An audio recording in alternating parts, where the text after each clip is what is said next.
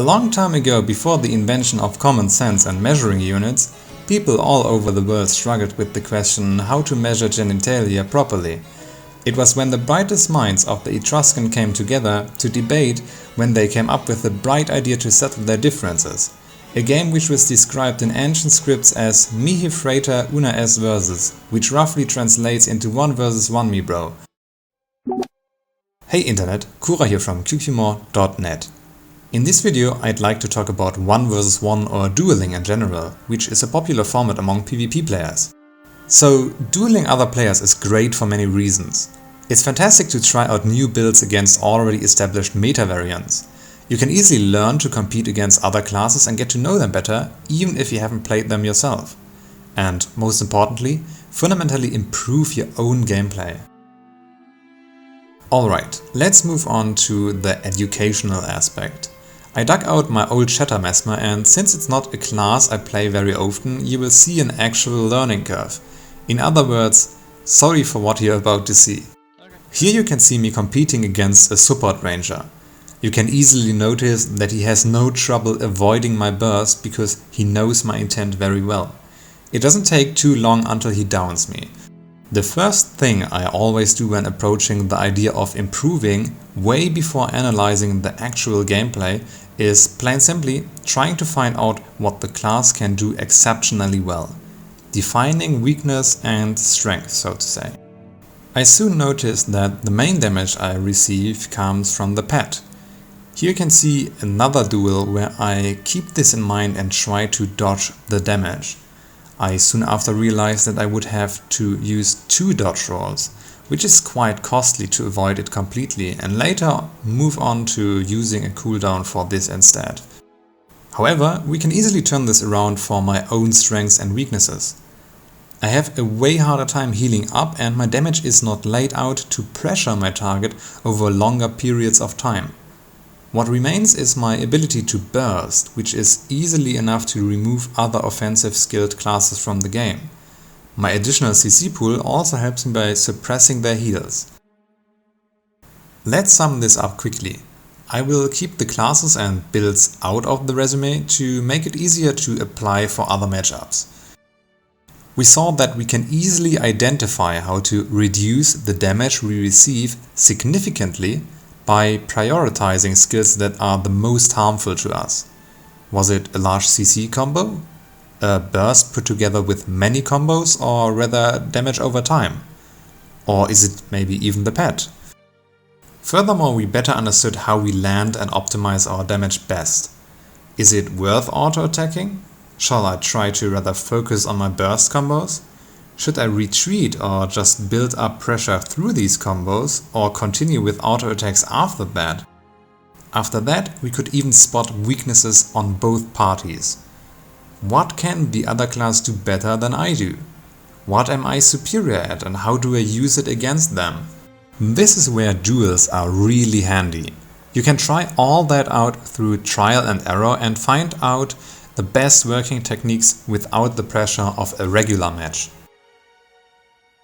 So let's fine-tune our gameplay a bit further. You noticed in the first example that my opponent had no hard time avoiding most of my burst. This is mainly because he trained against Mesmers and knows what to look out for. The longer you play against the same opponent, the more opportunities open up for getting to know your tactics, which leads us to trying out new things and juking, which is explained in this linked video here in detail. But here's a quick reminder. Illusionary Leap and Blurred Frenzy is the oldest combo in the books. Jump, immobilize, burst. Illusionary Leap and Stealth to trick someone into dodging and then following up with a Greatsword Shatter, however, is a calculated maneuver. Practicing these things will help you to import these tricks into your usual gameplay, because theory and on-field combat are two completely different things. Furthermore, if you already had this in mind, but happen to land the Illusionary Leap, you might want to continue with the first variant.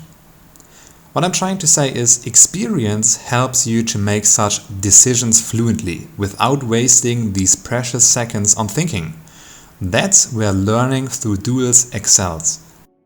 Last remaining component is critique and communication.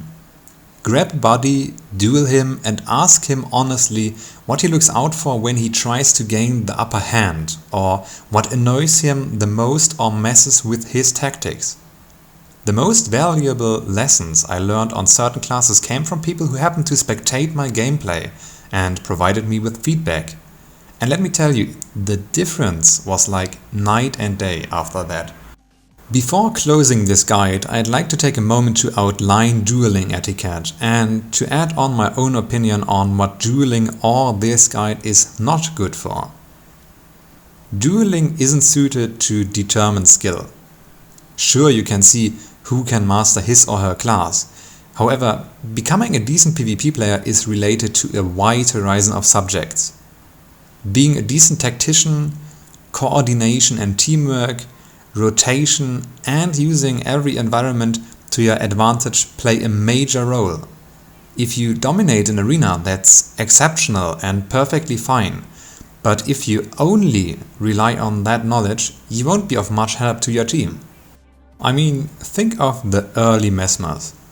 Damage-wise, thinking of how fast they can roam, dueling potential and their group support abilities, they were nowhere near to compete with other classes before the addition of the Chronomancer. The only thing that kept them in meta was their potential to warp the entire gameplay with things like portals.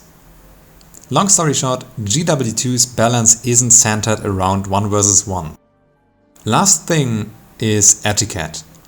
In private duels you usually don't finish off the other player, because the act of rezzing yourself up instead of waiting for respawn is just faster. On dueling servers you finish the other player off so that he can leave the roster to make room for the next opponent. You usually write ready or R into chat to signal that you are good to go. Starting to cast auto attacks also works as a go sign. However, players often use this when out of range anyway, so it just serves a visual purpose instead of gaining an advantage. If you use elite skills or not is in private duels a choice of preference and mutual agreement. However, on duel servers you usually don't go with elites over or with 180 seconds cooldown. Last addition, it's largely agreed upon that necromancers can start with roughly 20% dash route, which you can achieve by spawning minions and then swapping in your actual utility skills. It's, as mentioned, just largely agreed upon, so it's always best to check the rule set of the server, which you can usually find in the arena description when you hit B after joining it. Alright, now you know all you need to get started with duels. And as always, good luck, have fun!